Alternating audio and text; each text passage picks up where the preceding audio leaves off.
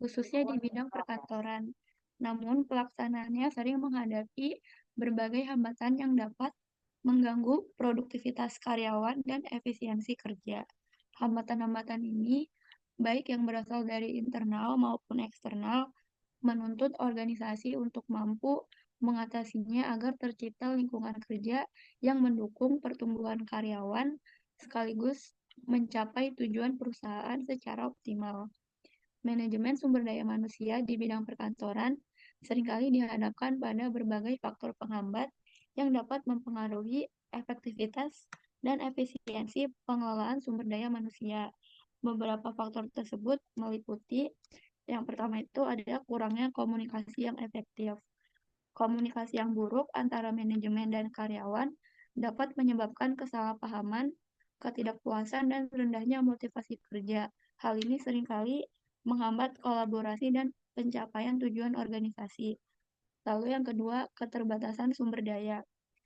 Keterbatasan dalam hal anggaran, fasilitas, dan teknologi dapat menghambat pelaksanaan program pengembangan karyawan. Tanpa sumber daya yang memadai, sulit untuk meningkatkan keterampilan dan kompetensi karyawan. Lalu yang ketiga, budaya organisasi yang negatif. Budaya organisasi yang tidak mendukung, seperti adanya diskriminasi atau favoritisme, dapat menciptakan lingkungan kerja yang tidak sehat. Hal ini dapat mengurangi semangat kerja dan meningkatkan tingkat turnover karyawan. Yang keempat, resistensi terhadap perubahan. Karyawan yang enggan beradaptasi dengan perubahan, baik itu dalam proses kerja maupun teknologi baru, dapat menghambat inovasi dan efisiensi. Resistensi ini seringkali disebabkan oleh ketakutan akan ketidakpastian atau kurangnya pemahaman tentang manfaat perubahan. Lalu yang terakhir, kekurangan pelatihan dan pengembangan. Tanpa adanya program pelatihan yang memadai, karyawan mungkin tidak memiliki keterampilan yang diperlukan untuk memenuhi tuntutan pekerjaan.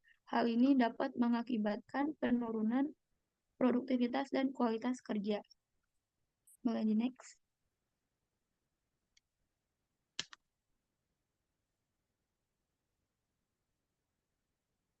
Selanjutnya akan dijelaskan oleh rekan saya.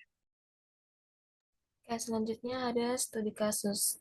Kelompok kami mengambil perusahaan Google.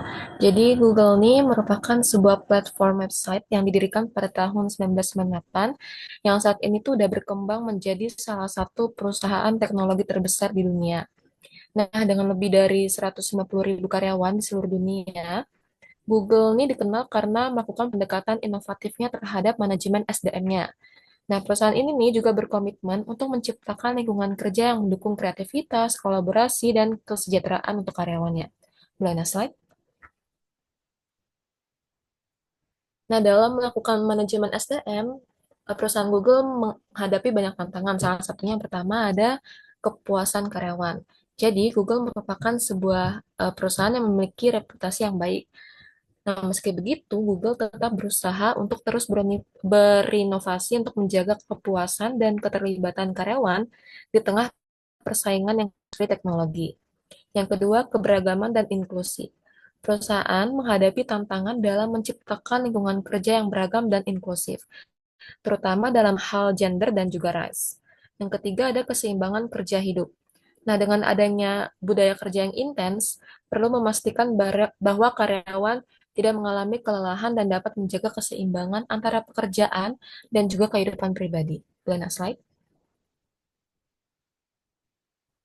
Nah, di sini ada solusi yang dilakukan oleh perusahaan Google. Yang pertama, budaya kerja yang fleksibel.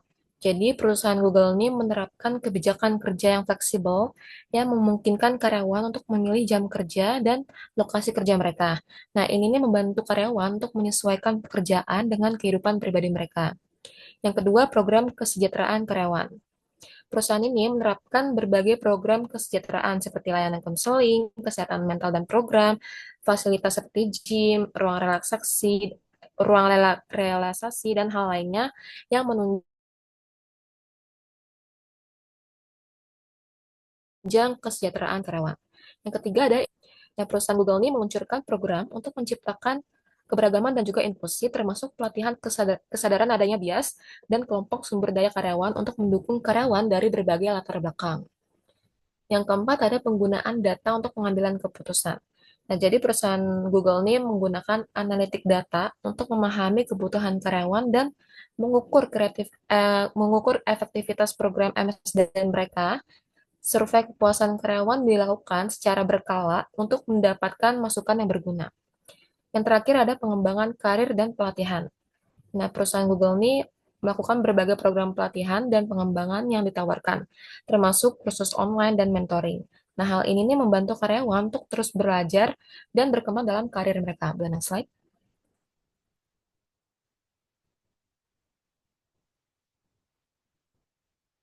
Selanjutnya ada hasil yang diperoleh oleh perusahaan Google dari solusi tersebut. Yang pertama, tingkat kepuasan karyawan yang tinggi. Perusahaan Google ini secara konsisten mendapatkan peringkat tinggi dalam survei kepuasan karyawan. Nah, karena karyawannya merasa dihargai dan juga terlibat dalam pekerjaan mereka. Yang kedua, peningkatan keberagaman. Meskipun masih ada tantangan, perusahaan Google ini berhasil meningkatkan keberagaman dalam tim melalui inisiatif perekrutan yang lebih inklusif. Yang ketiga, keseimbangan kerja hidup yang lebih baik. Nah, dengan kebijakan kerja yang fleksibel dan program kesejahteraan, karyawan melaporkan bahwa mereka dapat menjaga keseimbangan yang lebih baik antara pekerjaan dan juga kehidupan pribadi. Yang terakhir, inovasi yang berkelanjutan.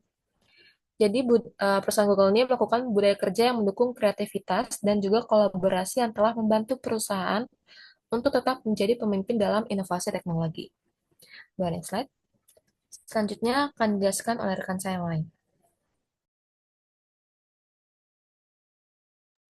Baik, di sini kesimpulannya itu adalah manajemen sumber daya manusia itu merupakan elemen kunci dalam pengelolaan tenaga kerja. Pertama itu dalam bidang perkantoran, di mana MSDN itu tuh gak hanya berfokus pada aspek teknis seperti rekrutmen dan pelatihan, tapi juga pada peningkatan kesejahteraan dan juga kepuasan karyawan melalui kompensasi yang adil dan juga budaya kerja yang inklusif.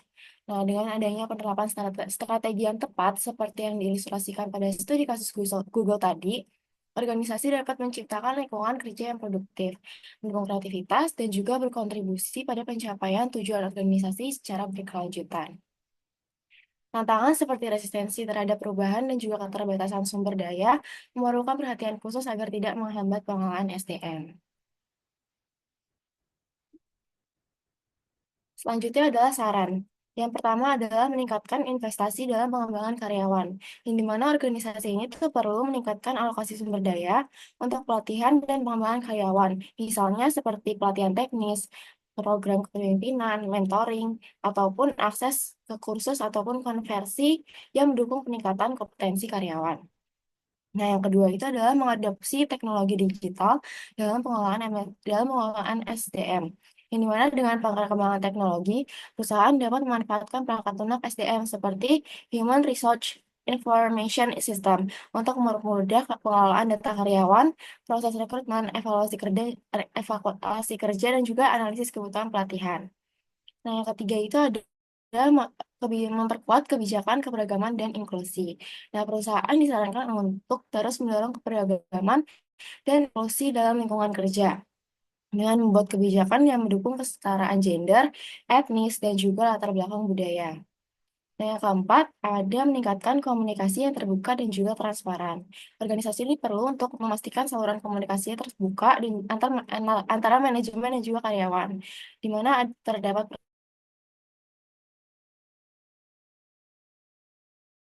pertemuan rutin, survei karyawan, atau untuk memahami kebutuhan, aspirasi, dan juga tantangan yang dihadapi oleh para karyawan. Yang kelima, ada mengembangkan kebijakan fleksibilitas kerja, di mana kebijakannya itu untuk mendukung keseimbangan antara kerja dan juga hidup. Organisasi ini dapat mengimplementasikan kebijakan fleksibel kerja, seperti jam kerja yang fleksibel, opsi kerja dari rumah, ataupun kebijakan cuti yang lebih fleksibel. Nah, langkah-langkah tersebut tuh dapat membantu meningkatkan kesejahteraan karyawan sekaligus mempertahankan produktivitas karyawan. Yang keenam, ada melakukan evaluasi dan juga perbaikan secara berkala. Nah, program-program MSDM perlu dievaluasi secara berkala untuk mengukur efektivitas dan juga relevansinya. Nah, yang dimana nanti hasil evaluasinya ini itu dapat digunakan untuk memperbaiki kebijakan, menyesuaikan dengan kebutuhan organisasi, serta menghadapi tantangan baru yang mungkin akan muncul. Nah, yang ketiga,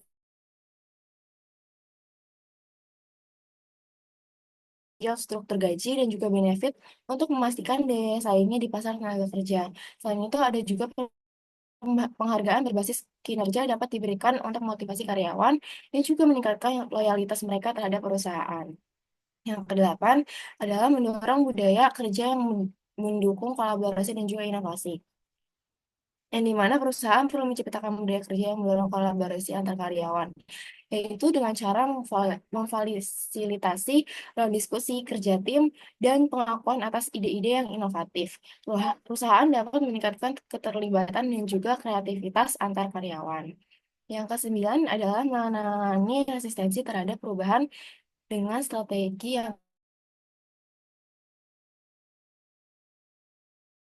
tepat. Untuk mengatasi resistensi terhadap perubahan, untuk memberikan pemahaman yang jelas tentang manfaat perubahan bagi karyawan.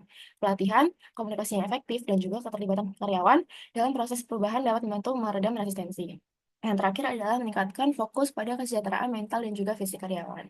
Selain menyediakan fasilitas kesehatan fisik seperti gym maupun asuransi, organisasi itu juga disarankan untuk menyediakan layanan dukungan kesehatan mental, misalkan seperti konseling ataupun program bantuan karyawan atau biasanya disebut dengan Employee Assistance Program. Mungkin itu saja yang dapat kami sampaikan. Selanjutnya akan kami kembalikan ke moderator.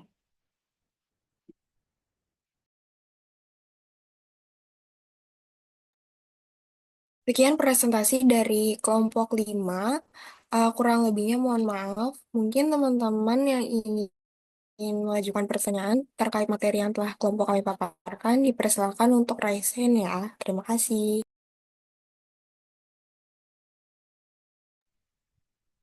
Baik, di sini yang pertama raise hand ada Hilma.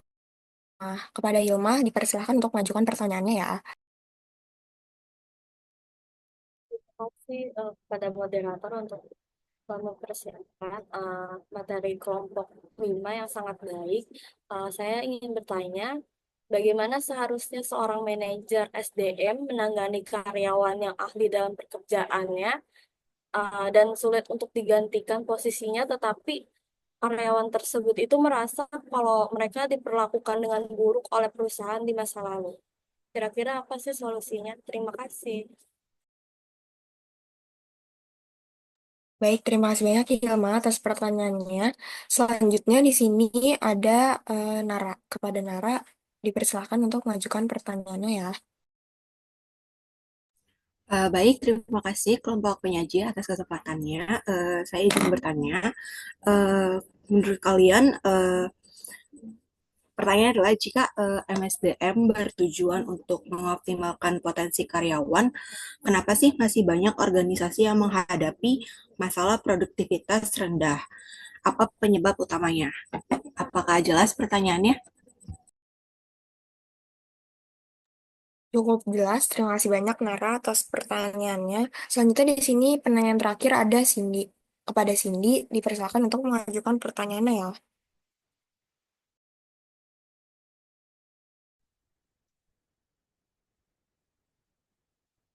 Baik, terima kasih untuk moderator atas kesempatannya. Mau nanya, kalau menurut kelompok kalian, kenapa pelatihan dan pengembangan itu penting untuk dilakukan gitu? Bukannya bisa dimaksimalin pada saat proses rekrutmen untuk cari potensi karyawan yang terbaik. Itu aja sih pertanyaan. Baik, terima kasih banyak Cindy atas pertanyaannya. Dari kelompok kami, izin mendiskusikan terlebih dahulu terkait jawaban untuk 3 pertanyaan yang sudah diajukan. Sebelumnya, terima kasih.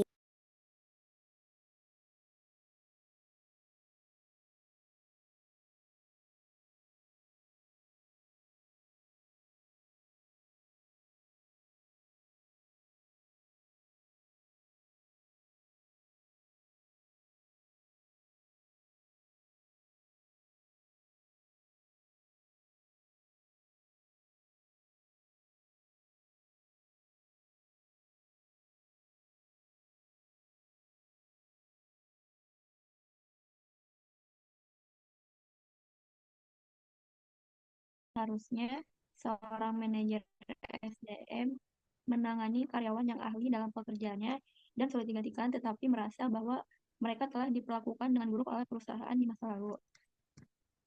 Dilakukan oleh seorang manajer SDM ketika menghadapi situasi di mana terdapat karyawan yang sangat kompeten tetapi merasa diperlakukan tidak adil di masa lalu. Manajer SDM adalah dengan mengakui perasaan dan pengalaman karyawan tersebut. Penting untuk menyampaikan bahwa kontribusi mereka ini sangat berharga bagi perusahaan karena seorang manajer SDM ini perlu melakukan tindakan nyata seperti memberikan apresiasi atas kerja keras dan menunjukkan dukungan di setiap langkah karyawan-karyawannya. Dengan cara ini, karyawan akan merasa dihargai dan diperlakukan dengan baik, berbeda dari pengalaman mereka sebelumnya yang tidak diperlakukan dengan adil, dan lebih positif dan produktif di tempat kerja. Sebagai contoh, seorang manajer bisa mengatakan kepada karyawannya dengan kata-kata seperti pekerjaan dan kontribusi Anda sangat berharga bagi kami dan kami menghargai semua yang telah Anda lakukan. Nah, itu merupakan contoh kalimat apresiasi yang bisa diucapkan oleh manajer. Setelah itu, manajer SDM harus memberikan janji yang realistis untuk mendukung karyawannya tersebut. Ini termasuk memastikan bahwa lingkungan kerja yang profesional dan adil dapat terjaga dengan baik, serta berkomitmen untuk melindungi kepentingan mereka. Dan perlu diketahui juga bahwa membangun kembali kepercayaan karyawan ini adalah proses yang memerlukan waktu dan konsistensi. Mungkin segitu aja jawaban dari kami. Apakah Sudah terjawab. Terima kasih.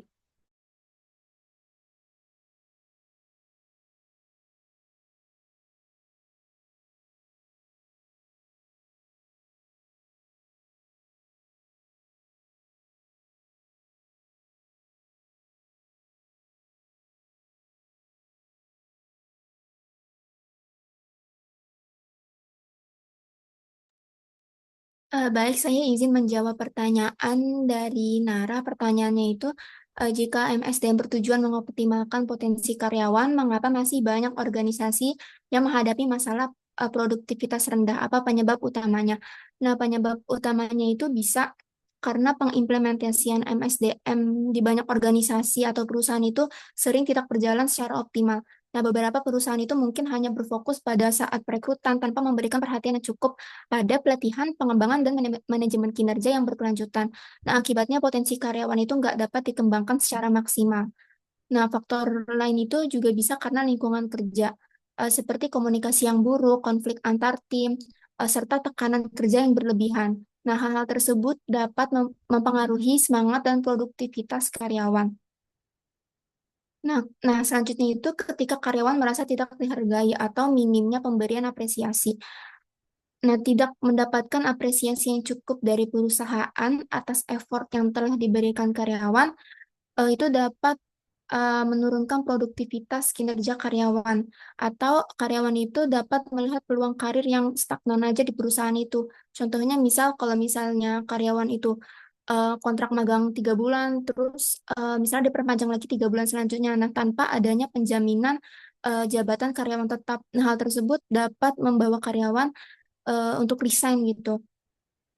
Dan kurangnya kepuasan kerja dari karyawan ini dapat berdampak langsung pada tingkat produktivitasnya. Nah, solusinya itu ya balik lagi seperti yang udah kelompok kami jelaskan tadi, bahwa nilai-nilai MSDM itu harus diimplementasikan secara menyeluruh, enggak dalam satu aspek aja. Itu aja mungkin jawaban dari kelompok kami. Apakah cukup menjawab? Terjawab. Terima kasih kelompok penyaji.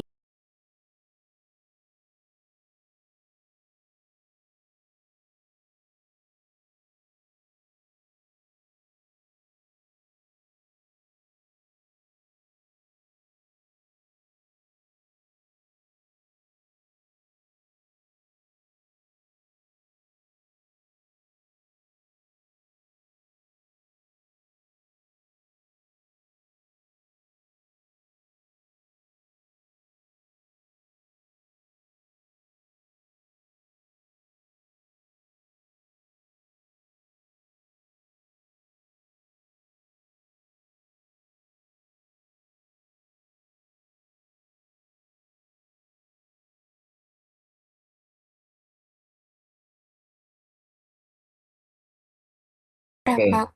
ya.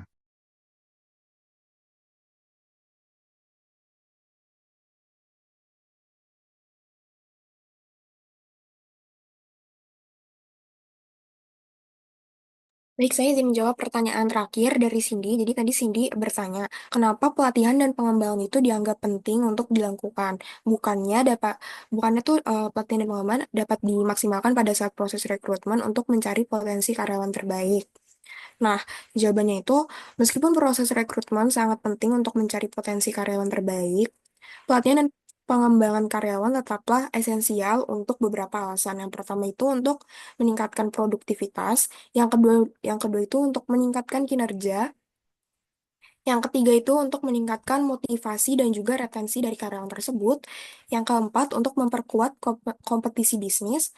Yang kelima untuk mempersiapkan masa depan. Jadi, meskipun proses rekrutmen sangat penting, pelatihan dan pengembangan karyawan merupakan langkah lanjutan yang bisa dilakukan oleh perusahaan untuk mempertahankan dan meningkatkan kinerja, motivasi, dan kompetensi karyawan, serta memastikan kesuksesan jangka panjang dari perusahaan tersebut. Apakah terjawab, Cindy? Terjawab, terima kasih. Baik, terima kasih kembali Cindy. Sekian presentasi dari kelompok kami dan juga sesi tanya jawabnya telah selesai karena semua pertanyaan sudah dijawab. Kurang lebih kurang lebihnya mohon maaf. Sekian, terima kasih. Kami kembalikan kepada Pak Suherdi. Oke, terima kasih. Kelompok ini mohon tunggu 5 menit ya, sebentar ya.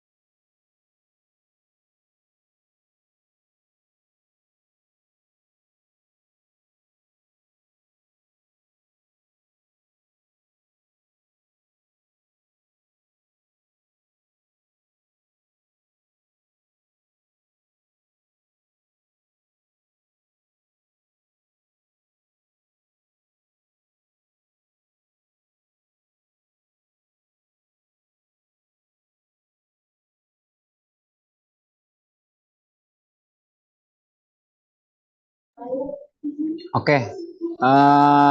Solusi saya sudah kelihatan? Sudah? Sudah, Pak.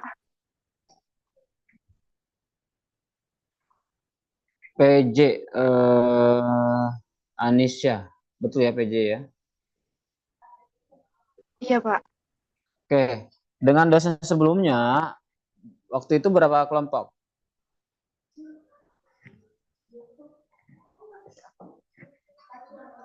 Waktu itu 6 kelompok deh, Pak. Oke. Kok pakai deh? Kamu nggak yakin?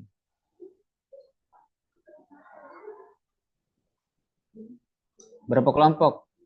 Ini kok saya nanya Anisya yang jawab Mutia. Mana Anisya? Ada 2 PJ, Pak. Oh, 2 PJ. Kalau sama Pak Kris sama Mutia. Gitu, Pak. Oh, gitu ya. Kelompoknya sama nggak saat dengan saya? Beda, Pak. Beda ya? Iya, beda. Kalau dengan saya berapa kelompok? 5 kelompok, Pak. Ada yang dipindah berapa orang? Apa di spin ulang? Di spin ulang. Oke, di spin ulang ya.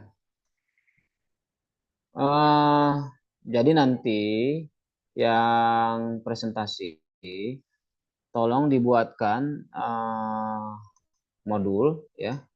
Modul topiknya disesuaikan dengan yang dipresentasikan ya. Nanti luarannya kita daftarkan hak cipta. Bisa dipahami nggak maksud saya?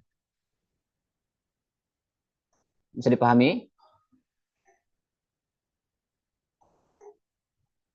Suara saya terdengar nggak sih? Apa tidak terdengar? Terdengar, Pak. Oke, nanti kita daftarkan hak cipta dan ini sistematika penulisannya ya harus ada cover, kata pengantar, kemudian peta konsep. Peta konsep nanti saya kasih contoh di bawah ada ya. Contoh peta konsepnya. Contoh peta konsep yang saya tampilkan bukan berarti harus ditiru 100%, bukan ya. Itu untuk gambaran saja. Kalian nanti boleh mencari sumber lain ya. Gitu. Kemudian ada pendahuluan ya. Pendahuluan di sini menjelaskan alasan-alasan latar belakang ya, poin-poin kenapa diangkat topik tersebut ya di dalam modul. Kemudian ada tujuan umum, tujuan khusus. Tujuan umum, tujuan khusus di sini boleh lebih dari satu. Misalnya kamu menyampaikan topik A, tujuan umumnya berapa? Tujuan khususnya berapa? Ya, tentunya. Ya. Yang keenam, menyajikan materi pembelajaran dilengkapi dengan media pembelajaran. Materi pembelajarannya ini topik yang kalian sampaikan saat presentasi. Kemudian media pembelajarannya ini bisa berbentuk video, gambar, atau bentuk lain. Bentuk lain itu apa saja? Ya, misalnya infografis, ya, itu bisa saja video animasi, ya, video simulasi itu boleh, ya, atau video edukasi itu juga boleh ya. Video off ini juga boleh selama berkaitan dengan topik yang kalian angkat di dalam pembahasan. Kemudian yang nomor 7 ada latihan. Latihan ini bisa berbentuk pertanyaan esai, bisa berbentuk pertanyaan deskriptif, bisa berbentuk pertanyaan pendapat, bisa berbentuk pertanyaan ide, gagasan, yang terpenting nyambung dengan topik yang poin nomor 6 ya. Misalnya yang nomor 6 ini kamu membahas tentang diskriminasi misalnya atau kepentingan politik, konflik kepentingan misalnya. Kamu membahas konflik kepentingan. Tentunya latihan yang kamu buat atau yang kamu sampaikan harus nyambung dengan penyajian yang kamu buat. Kalau penyajiannya atau pembahasannya tentang konflik kepentingan, maka yang ditanyakan seputar itu, ya. Bisa mungkin based on kasus, boleh, ya. Studi kasus juga boleh, ya. Dan nanti dibuat rubrik penilaian. Contoh rubrik penilaian nanti saya kasih juga, ya. Nanti kalian bisa adaptasi di situ atau mencari sumber lain juga boleh, ya. Kemudian buat rangkuman, ya. Dan yang kesembilan ada tes formatif. Tes formatif di sini berbentuk pilihan ganda atau VG, ya. Dan tes formatif pertanyaannya minimal 10 Dan yang latihan esai ini tidak ada ketentuan minimal maksimal, jadi boleh lebih dari satu.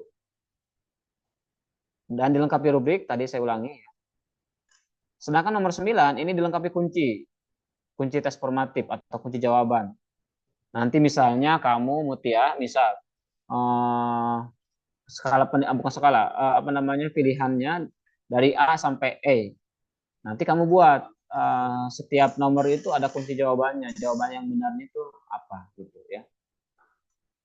Dan yang ke-10 ini teknik penyusunan daftar pustaka menggunakan aplikasi Mendeley ya. Teknik citasinya. Waktu pengerjaan ini maksimal 2 minggu, maksimal. Ini sudah sangat maksimal sekali. Dan saya minta nanti jangan menunda-nunda tugas ya. Karena ini sudah akhir tahun. Takutnya nanti ada deadline pengumpulan penginputan nilai dari dosen. Kalau sudah deadline ya mau tidak mau harus saya majukan nanti ya. Sementara saya belum menerima surat untuk batas maksimal penginputan nilai mahasiswa ya. Jadi ini maksimal 2 minggu, lebih cepat lebih baik ya. Mahasiswa mengerjakan sesuai dengan kelompok masing-masing, kemudian linknya nanti akan saya siapkan ya. Ini fontnya, ketentuannya khusus untuk modul ya. Kemudian jumlah halaman maksimal minimal 35. Ini boleh lebih. Kalau ada bahasa sekurang-kurangnya artinya boleh lebih. Dan minggu ke-1 kita adakan evaluasi ya. Sekarang pertemuan ke-15 atau ke-16? Ke-16. Anisya. Ke-15, Pak. Oh, berarti nanti minggu depan kita evaluasi. Evaluasi di sini artinya bukan kalian harus menyiapkan PPT, bukan. Jadi nanti misalnya kelompok Anisya, kamu kelompok 2 misalnya ya. Tolong kamu tampilkan penugasan yang sudah kamu buat, nanti kamu tampilkan. Dan di situ jika ada yang memang perlu saya revisi atau perlu kamu ubah, contoh misalnya teorinya kurang pas, kunci jawabannya ada yang salah, maka perlu direvisi. Nanti kirim ulang ke saya. File yang lama nggak usah dihapus, tapi dikirim ulang dengan diganti foldernya atau judul si tugasnya, misalnya revisi tugas kelompok berapa gitu. Ya. Ini dilakukan di minggu ke-16 besok ya. Jadi tugas ini berlaku per hari ini ya. Per hari ini. Maaf, Pak. Ternyata hari ini pertemuan ke-16, Pak. Di mana kamu saya nanya? Iya, udah ke-16, Pak. Karena udah pemaparan yang terakhir, presentasi. Ya udah, tetap berarti minggu depan juga ada ya. Karena kamu sudah ngomong 15 tadi ya. Tapi nanti minggu depan khusus yang memang ada yang direvisi. Ya. Contoh misalnya ada 5 kelompok. Setelah saya cek hanya ada 2 doang yang perlu direvisi. Jadi 2 kelompok saja yang Zoom. Bisa dipahami? Bisa? Yang tidak perlu direvisi nggak usah ikut Zoom. Paham ya? Paham, Pak. Izin bertanya, Pak. Ntar dulu, nanti dibuka tanya jawabnya. Baik, Pak.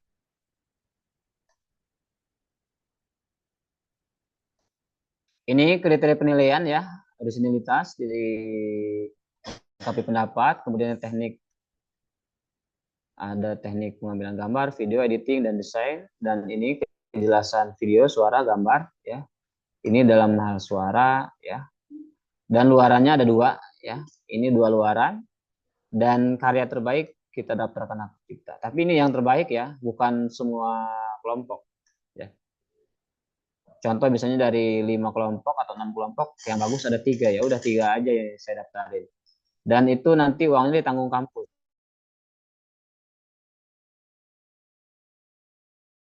Ya, proyeknya ya, nanti saya kasih file-file ini. Ini contoh peta konsep ya, contoh rubrik penilaian juga ada di sini ya. Yang prodi kita aja yang ini ya. Nanti bisa kalian lihat, bisa kalian adaptasi, dan tidak boleh sama. Tidak boleh sama persis ya. Tidak boleh sama persis, harus beda intinya ya. Kemudian template-nya juga harus beda. Ini hanya untuk gambaran saja ya. Kalau rubrik penilaian, kalau memang yang kamu tanyakan itu klasifikasinya sama dengan si rubrik penilaian, nggak masalah walaupun sama dengan rubrik yang saya kasih contoh ini ya. Selama itu konteksnya sama gitu. Konteks yang kamu tanyakan ya. Contoh kan di dalam rubrik itu ada rubrik untuk penilaian kognitif, ada rubrik untuk penilaian sikap, ya macam-macam rubrik itu ya. Jadi nggak sama. Silahkan jika ada yang ingin ditanyakan, saya kasih kesempatan. Izin bertanya, Pak. Ya. Jadi itu topiknya jadi kita kelompoknya kan ada yang sama ya Pak topiknya waktu awal presentasi itu. Kita pakai yang topik presentasi itu apa gimana Pak? Topik presentasi sama maksudnya? Iya, jadi kelompok 1 dan kelompok 2 itu kan. Oke, saya paham.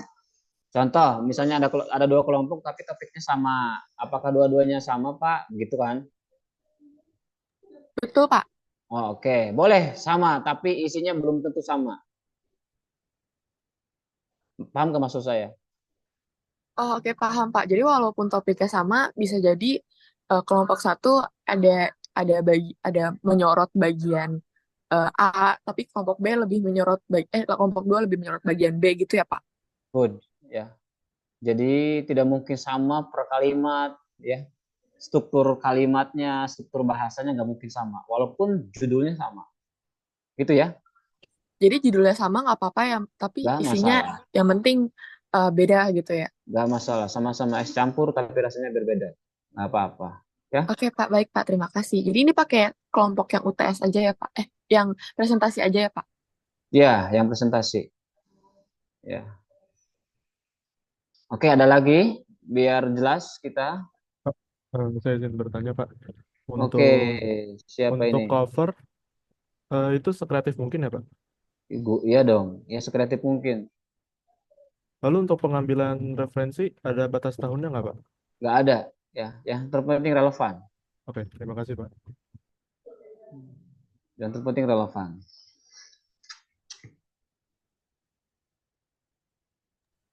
Izin bertanya lagi Pak, kan kalau Ya. misalkan kita bikin artikel itu kan harus banyak citasi ya Pak. Tapi kalau ini modul itu harus banyakin citasi apa enggak sih Pak? Harusnya iya, ya. Harusnya iya. Makin banyak sumber yang kita ambil justru makin banyak, makin bagus. Ya. Jadi kita nanti punya nilai pembanding. Ya. Contoh misalnya dalam satu paragraf ini kita membahas A, tapi kita mensitasi 5 orang.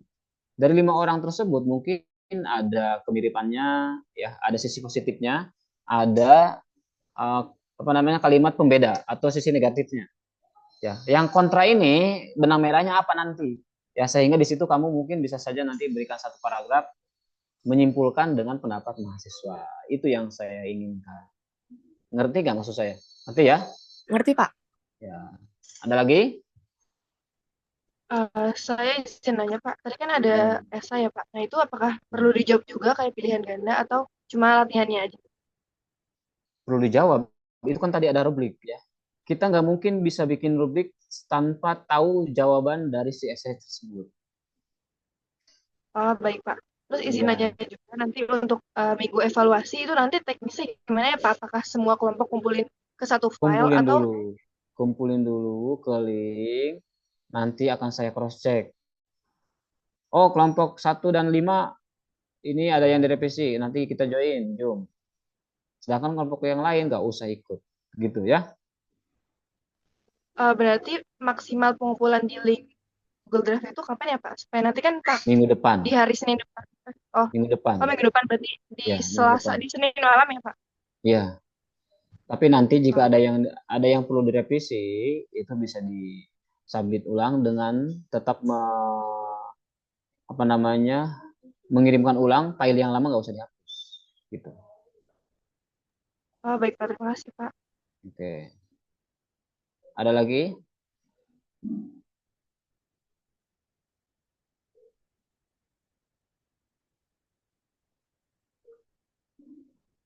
Yuda, kamu paham? Ngerti?